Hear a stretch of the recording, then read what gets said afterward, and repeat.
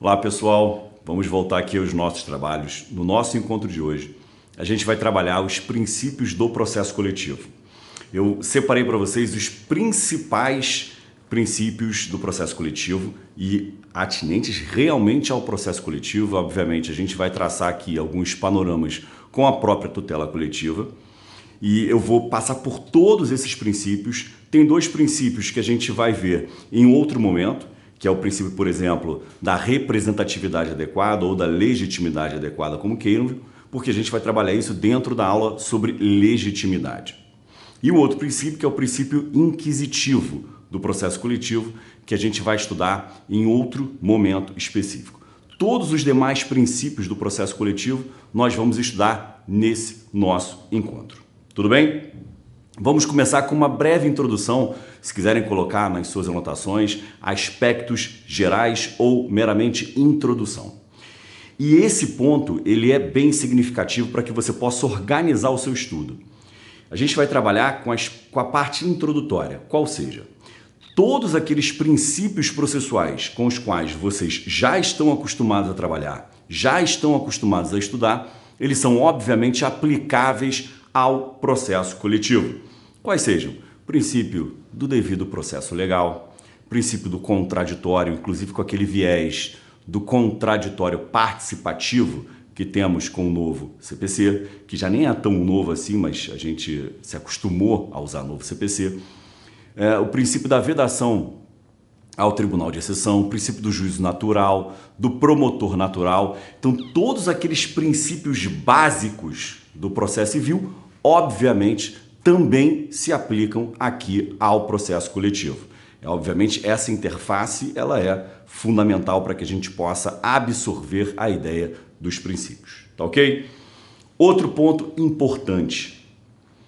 Se vocês se ativerem às normas fundamentais do Código de Processo Civil, que a gente vai começar lá a partir do artigo 1º e até mais ou menos ali o artigo 10, posso até estender ao artigo 15, mas basicamente do artigo 1º ao artigo 10, toda aquela parte fundamental, toda aquela parte básica, principiológica do Código de Processo Civil vai ser aplicável aqui ao processo coletivo.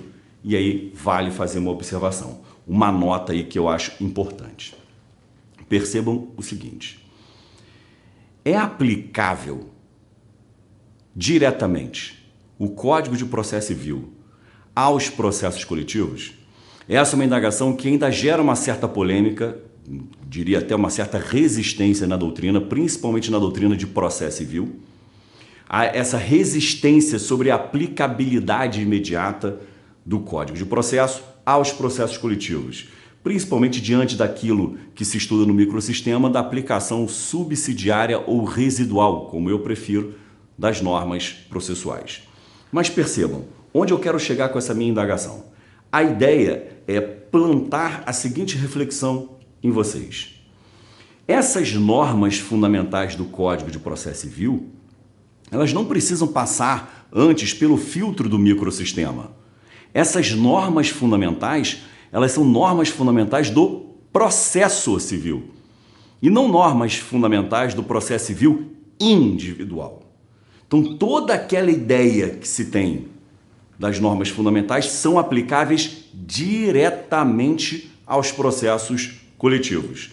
Não sou só eu quem sustenta essa ideia, essa linha de ideias. O professor Fred Didier também sustenta a mesma ordem de ideias que agora eu vos apresento. Então fica atento a esse ponto.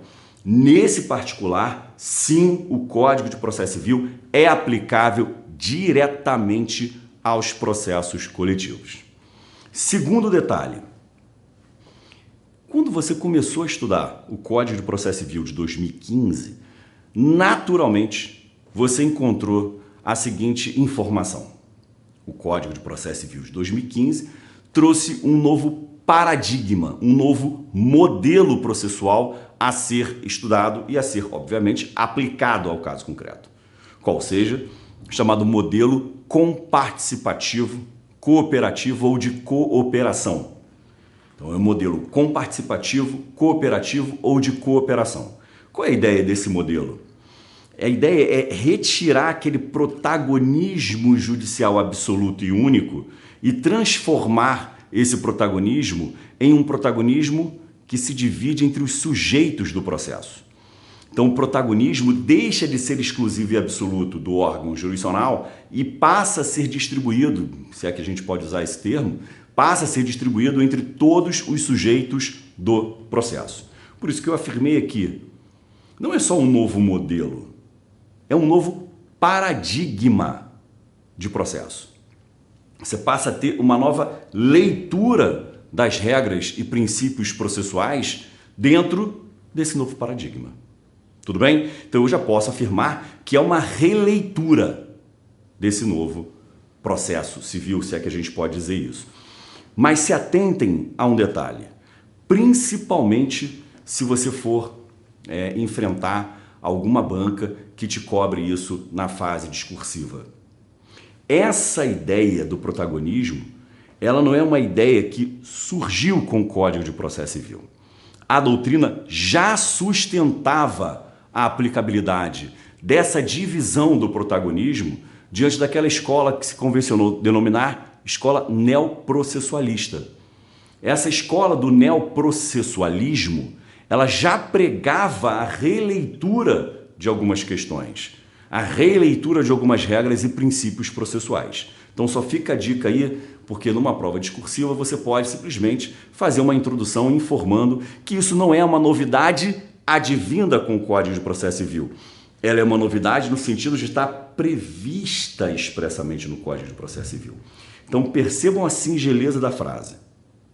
A novidade cinge-se à presença específica e expressa no corpo do Código de Processo Civil.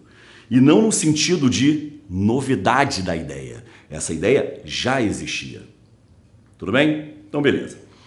Outro ponto importante. Vocês têm que trabalhar com o chamado policentrismo, porque essa ideia do modelo comparticipativo e cooperativo, que a gente, obviamente, vai trabalhar com base tanto no artigo 5º quanto no artigo 6º do Código de Processo Civil, porque, obviamente, não há como haver uma cooperação entre os sujeitos do processo sem que a base principiológica seja a boa-fé objetiva.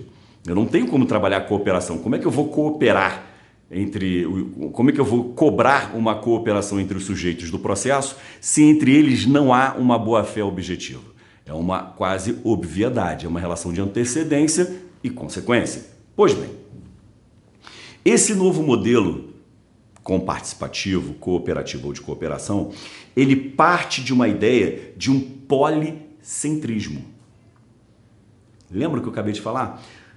Antes, o protagonismo ele ficava preso ao órgão jurisdicional. Então, vamos dizer, havia um único centro ali de tomada de decisões. Porém, agora há um policentrismo. Mas vejam, esse policentrismo ele é simétrico. Aí tem uma frase interessante que você vai encontrar na doutrina, que inclusive eu reproduzo até no meu livro. A frase é assim: esse policentrismo ele é ao mesmo tempo assimétrico e simétrico. Então, repito, o policentrismo ele é ao mesmo tempo simétrico e assimétrico. Ele vai ser simétrico porque, obviamente, a releitura dos princípios coloca os sujeitos no mesmo patamar. Mas ele vai ser assimétrico no que tange a tomada de decisões.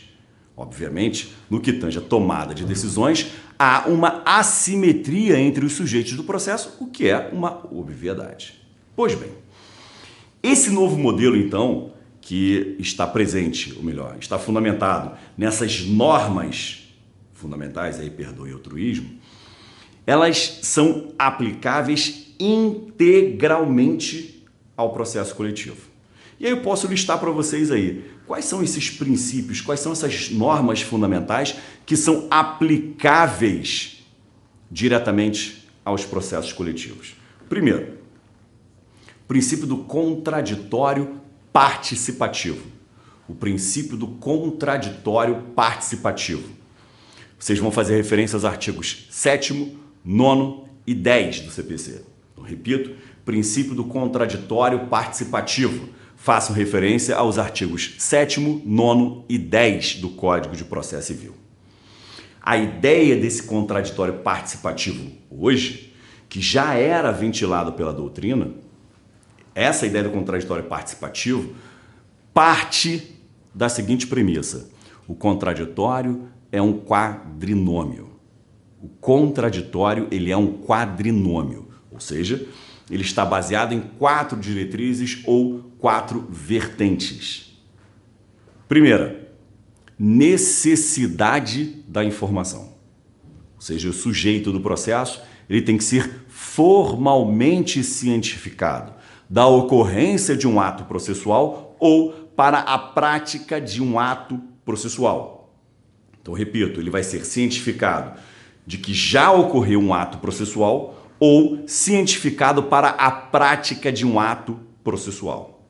Essa é a primeira vertente do contraditório participativo. Segunda vertente, possibilidade de reação.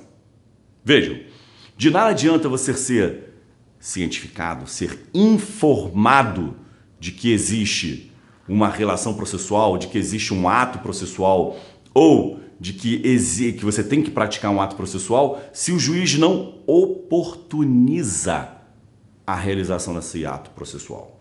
Então você tem que ser informado e tem que haver a possibilidade da reação, tem que ter possibilidade para que você possa atuar concretamente. Terceira vertente que você vai trabalhar é o princípio da vedação à surpresa. Alguns autores falam em princípio de vedação ao proferimento de decisões surpresa. Então, vedação à surpresa ou princípio da vedação às decisões surpresa. Já encontrei na doutrina também a nomenclatura de dever jurídico de consulta. Também é denominado de dever jurídico de consulta.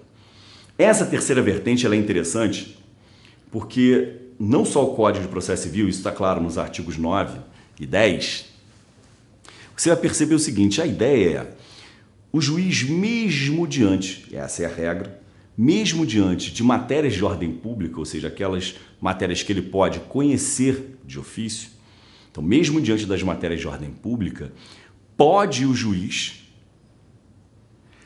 se manifestar desde que ele oportunize às partes a sua manifestação. Então percebam, primeiro o juiz tem que oportunizar às partes uma manifestação. E aí só depois dessa oportunidade que ele vai proferir a sua decisão. Então ele não pode, por exemplo, proferir uma decisão sobre um fato ou sobre alguma tese jurídica que as partes não ventilaram. Ele tem que oportunizar às partes essa manifestação prévia.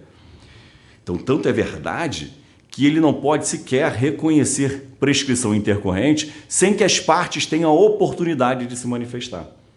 Isso é interessante.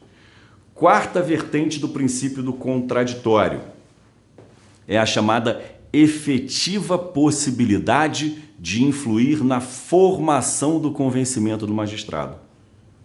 Então, possibilidade efetiva de influir na formação do convencimento do magistrado. Isso tudo, obviamente, se aplica ao processo coletivo. Tranquilo? Segunda ideia é o chamado sistema multiportas ou multi-door system. Qual é a ideia desse sistema multiportas que está lá no artigo 3º? E aí, imagina mesmo você chegando num lugar no qual você vai encontrar várias portas que podem trazer a solução para o que você procura. Então você tem alguma contenda, algum problema e você quer resolver esse problema e você chega numa sala e vê algumas portas. Essa que é a ideia do sistema multiportas. Você tem possibilidades de buscar a solução do seu conflito. Essa ideia também se aplica ao processo coletivo. À guisa de exemplo, eu que sou promotor de justiça, se eu tomo ciência da ocorrência de alguma lesão a interesse transindividual, eu tenho a meu dispor, por exemplo, a possibilidade de expedir uma recomendação. Vejam, eu não judicializo, eu posso expedir uma recomendação. a pessoa física, a pessoa jurídica de direito público. Posso agendar uma reunião para abrir tratativas no sentido de celebração de um termo de ajustamento de conduta. Posso judicializar a questão diretamente, já judicializo, se eu entender que já há os elementos suficientes para a judicialização e que não há como compor aquela questão, eu já judicializo. Ou eu posso instaurar um inquérito civil para avaliar, para reunir o lastro probatório. E aí tem uma discussão muito interessante, porque muitos autores falam que o vocábulo prova só pode ser empregado quando resulta do contraditório. Sem contraditório, tecnicamente, não poderia ser afirmada a existência de prova. Então, há esse sistema multiportas, não só para o processo civil individual, também para o processo civil coletivo. Boa-fé objetiva, que está no artigo 5º do CPC. Princípio da cooperação, que eu já falei aqui, que está no artigo 6º do Código de Processo Civil. E, obviamente, se você se ativer, dá uma olhada lá no artigo 8º do Código de Processo Civil. Alguns autores sustentam que esse artigo 8º ele traz vetores para a correta solução do caso concreto. Traz aí vetores, diretrizes para a correta solução do caso concreto. Vejam, esse artigo 8º, quando ele traz todos esses vetores, na minha humilde visão, todos esses vetores são extensivos ao processo coletivo, melhor dizendo, à tutela coletiva. Porque eu posso aplicar esses vetores na hora de expedir uma recomendação, de instaurar um inquérito civil. Posso exigir a observância desses vetores no momento das tratativas para a celebração do termo de ajustamento de conduta e por aí vai. Fechou? Beleza. Outro princípio, esse então eu vou citar aqui uns 5 artigos para vocês. Princípio da primazia da resolução do mérito. Princípio da primazia da resolução do mérito, que nessa aula a gente já vai trabalhar esse princípio. Mas já façam referência, aqui só essa referência. Artigos 4º, 282, parágrafo 2º, então 4º, 282, parágrafo 2º, 317, 321, 488, então, ó, de novo, 4º, 282, parágrafo 2º, 317, 321, 488, 932, parágrafo único, 932, parágrafo único, 1029, parágrafo 5º, 1032 e 1033, todos do Código de Processo Civil. Esse princípio eu vou abordar mais à frente em outro bloco. Outro princípio importante, chamado princípio da adaptabilidade.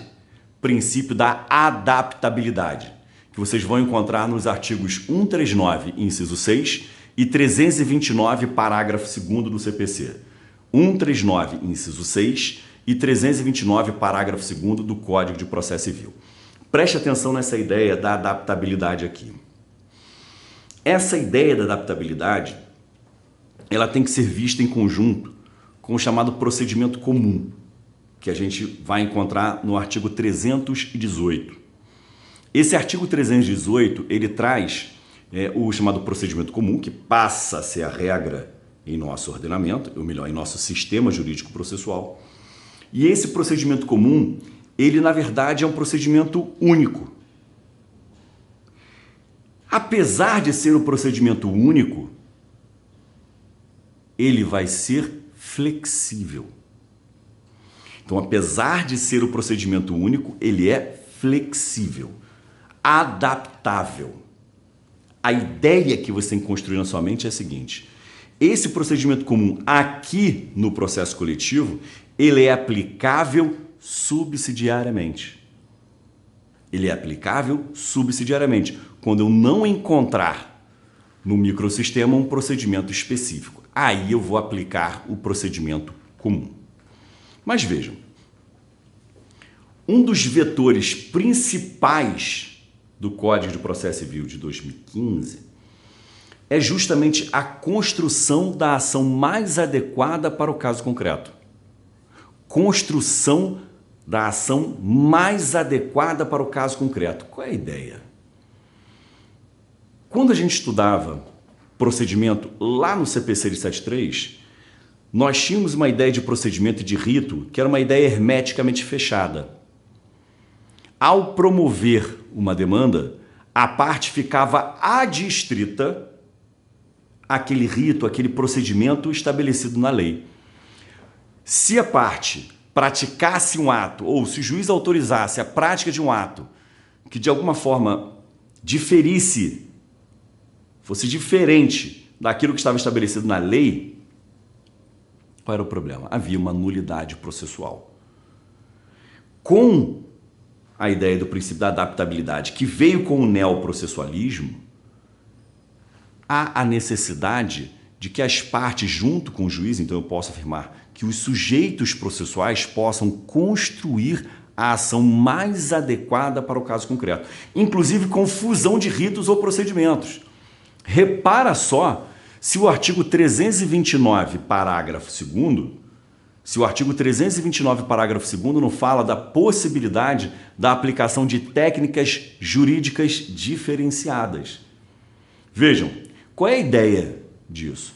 É a acumulação de procedimentos. Então eu posso acumular os procedimentos e posso pegar técnicas jurídicas diferenciadas de outro procedimento e aplicá-lo ao meu caso concreto. O que é isso senão adaptabilidade? Tudo bem? No próximo bloco, então, a gente continua os nossos trabalhos.